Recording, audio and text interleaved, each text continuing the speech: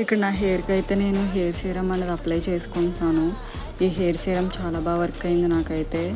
ఎన్ని చిక్కులు ఉన్నా సరే చాలా ఈజీగా వస్తాయి అన్నమాట. లాంగ్ హెయిర్ ఉన్న వాళ్ళకైతే చాలా బాగా యూజ్ అవుతుంది. అలాగే కర్లీ హెయిర్ ఉన్న వాళ్ళకి కూడా యూజ్ అవుతుంది.